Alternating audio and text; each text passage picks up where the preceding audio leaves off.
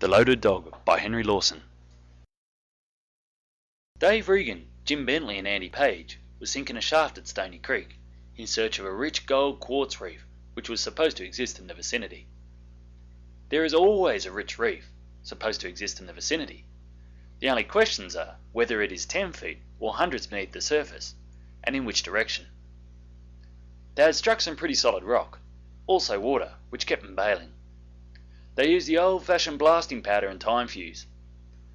They make a sausage or cartridge of blasting powder in a skin of strong calico or canvas.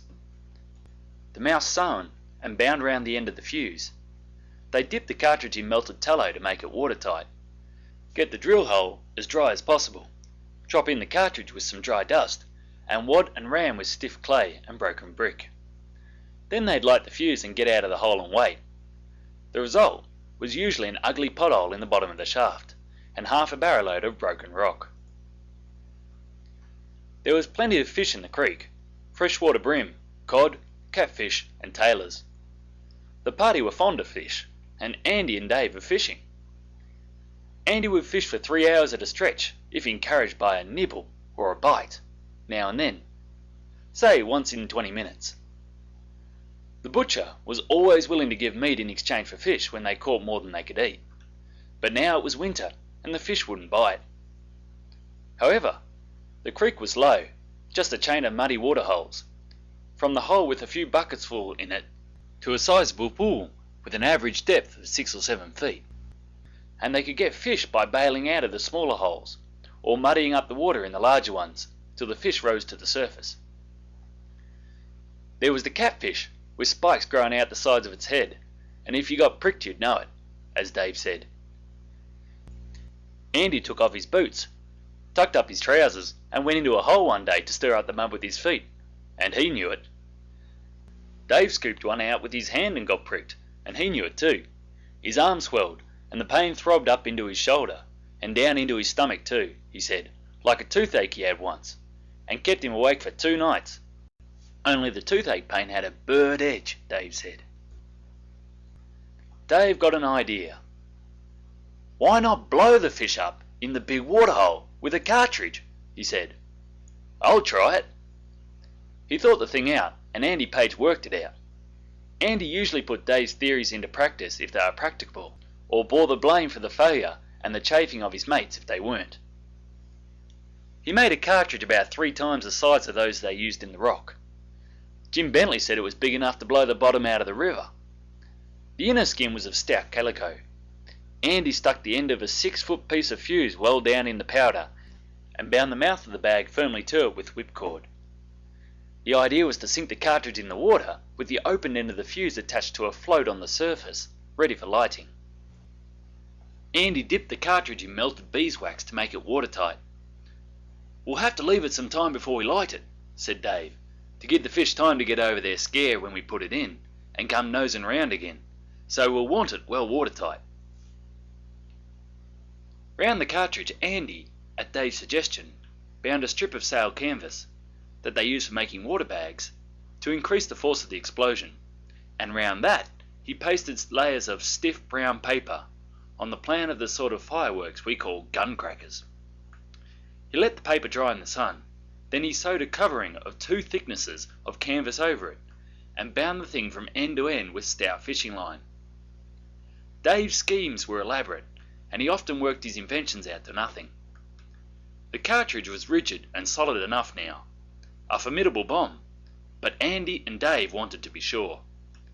Andy sewed on another layer of canvas, dipped the cartridge in melted tallow, twisted a length of fencing wire around it as an afterthought, dipped it in tallow again, and stood it carefully against a tent peg, where he'd know where to find it, and wound the fuse loosely around it. Then he went to the campfire to try some potatoes which were boiling in their jackets in a billy, and to see about frying some chops for dinner. Dave and Jim were at work in the claim that morning. They had a big black young retriever dog, or rather an overgrown pup, a big, foolish, 4-footed mate, who was always slobbering around them and lashing their legs with his heavy tail that swung around like a stock whip. Most of his head was usually a red, idiotic, slobbering grin of appreciation at his own silliness. He seemed to take life, the world, his two-legged mates, and his own instinct as a huge joke. He'd retrieve anything. He carted back most of the camp rubbish that Andy threw away. They had a cat that died in hot weather, and Andy threw it a good distance away in the scrub. And early one morning, the dog found the cat, after it had been dead a week or so, and carried it back to the camp, and laid it just inside the tent flaps, where it could best make its presence known when the mates should rise and begin to sniff suspiciously in the sickly smothering atmosphere of the summer sunrise. He used to retrieve them when they went swimming. He'd jump in after them, and take their hands in his mouth, and try to swim out with them, and scratch their naked bodies with his paws. They loved him for his good-heartedness and his foolishness, but when they wished to enjoy a swim, they had to tie him up in the camp. He watched Andy with great interest all the morning making the cartridge, and hindered him considerably, trying to help. But about noon he went off to the claim to see how Dave and Jim were getting on, and to come home to dinner with them. Andy saw them coming, and put a panful of mutton chops on the fire. Andy was cook today. Dave and Jim stood with their backs to the fire, as bushmen do in all weathers, waiting till dinner should be ready. The retriever went nosing around after something he seemed to have missed. Andy's brain still worked on the cartridge. His eye was caught by the glare of an empty kerosene tin lying in the bushes, and it struck him that it wouldn't be a bad idea to sink the cartridge, packed with clay, sand, or stones, in the tin, to increase the force of the explosion. He may have been all out, from a scientific point of view, but the notion looked all right to him. Jim Bentley, by the way, wasn't interested in their damned silliness. Andy noticed an empty treacle tin, the sort with the little tin neck or spout soldered onto the top for the convenience of pouring out the treacle, and it struck him that this would have made the best kind of cartridge case. He would only have had to pour in the powder, stick the fuse in through the neck, and cork and seal it with beeswax. He was turning to suggest this to Dave, when Dave glanced over his shoulder to see how the chops were doing, and bolted. He explained afterwards that he thought he heard the pan spluttering extra, and looked to see if the chops were burning. Jim Bentley looked behind him, and bolted after Dave. Andy stood stock still, staring after them. "Run, Andy, run!" they shouted back at him. "Run! Look behind you, you fool!" Andy turned slowly and looked, and there, close behind him, was the retriever with the cartridge in his mouth, wedged into his broadest and silliest grin. And that wasn't all. The dog had come round the fire to Andy, and the loose end of the fuse had trailed and waggled over the burning sticks into the blaze. Andy had slit and nicked the firing end of the fuse well, and now it was hissing and spitting properly. Andy's legs started with a jolt.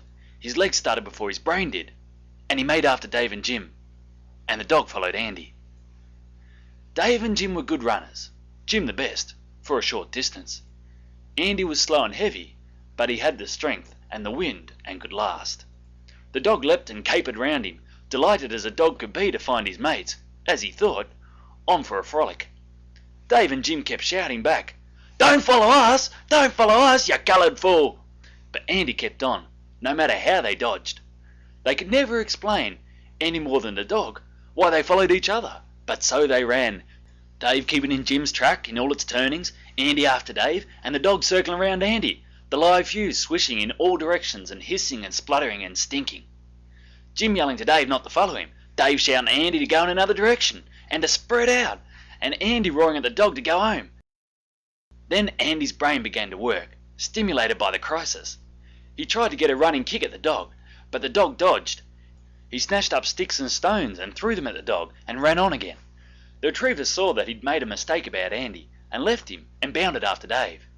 Dave, who had the presence of mind to think that the fuse's time wasn't up yet, made a dive and a grab for the dog, caught him by the tail, and as he swung around, snatched the cartridge out of his mouth and flung it as far as he could. The dog immediately bounded after it and retrieved it. Dave roared and cursed at the dog, who, seeing that Dave was offended, left him and went after Jim, who was well ahead. Jim swung to a sapling and went up it like a native bear. It was a young sapling, and Jim couldn't safely get more than 10 or 12 feet from the ground. The dog laid the cartridge, as carefully as it were a kitten, at the foot of the sapling, and capered and leaped and whooped joyously round under Jim. The big pup reckoned that this was part of the lark. He was all right now. It was Jim who was out for a spree. The fuse sounded as if it was going a mile a minute. Jim tried to climb higher, and the sapling bent and cracked.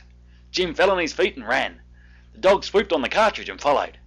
It all took but a very few moments. Jim ran to a digger's hole, about 10 feet deep, and dropped down into it, landing on soft mud, and was safe.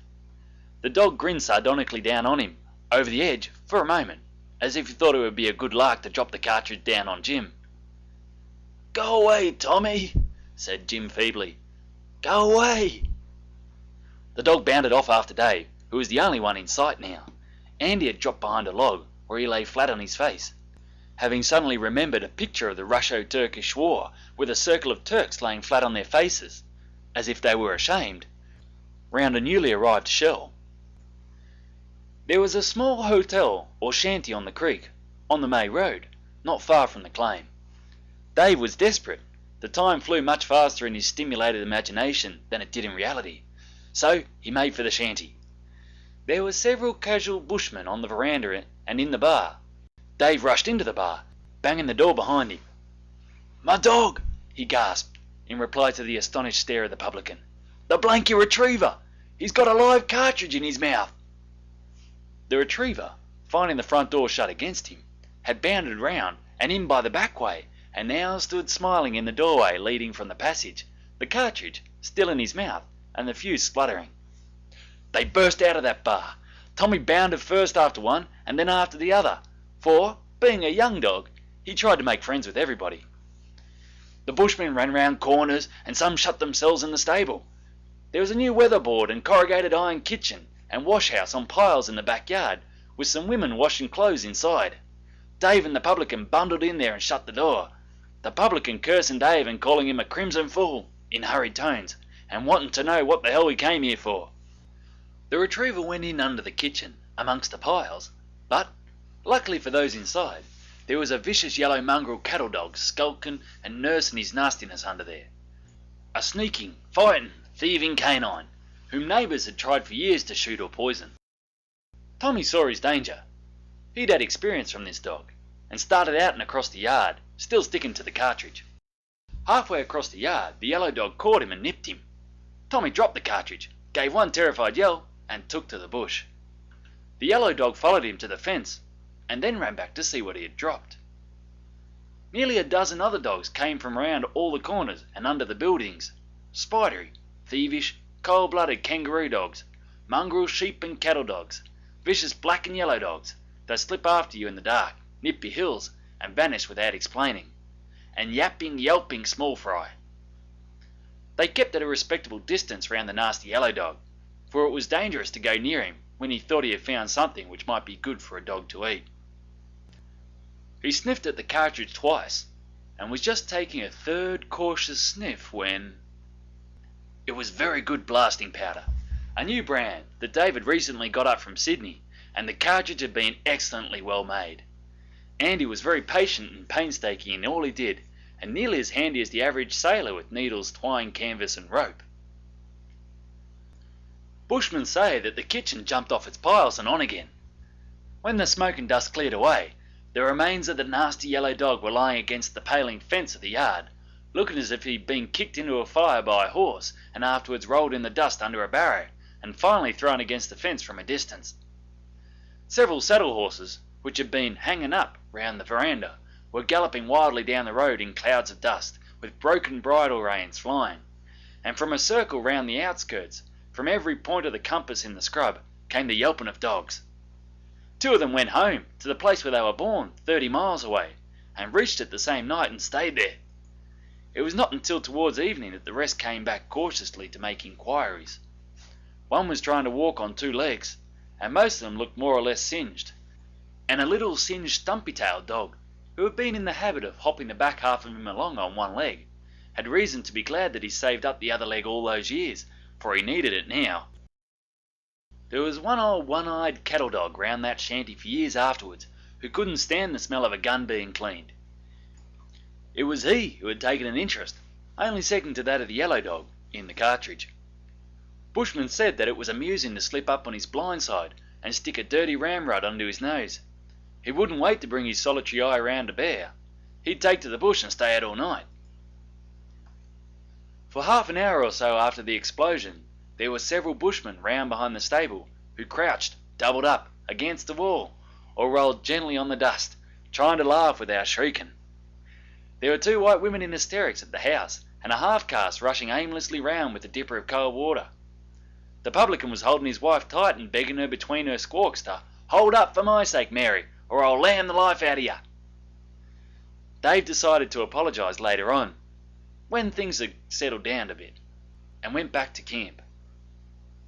And the dog that had done it all, Tommy, the great idiotic mongrel retriever, came slobbering round Dave and lashing his legs with his tail, and trotted home after him, smiling his broadest, longest and reddest smile of amiability, and apparently satisfied for one afternoon with the fun he'd had. Andy chained the dog up securely and cooked some more chops, while Dave went to help Jim out of the hole. And most of this is why, for years afterwards, lanky, easy-going bushmen, riding lazily past Dave's camp, would cry, in a lazy drawl, and with just a hint of nasal twang, "Hello, Dave! How's the fishing getting on, Dave?" End of The Loaded Dog by Henry Lawson.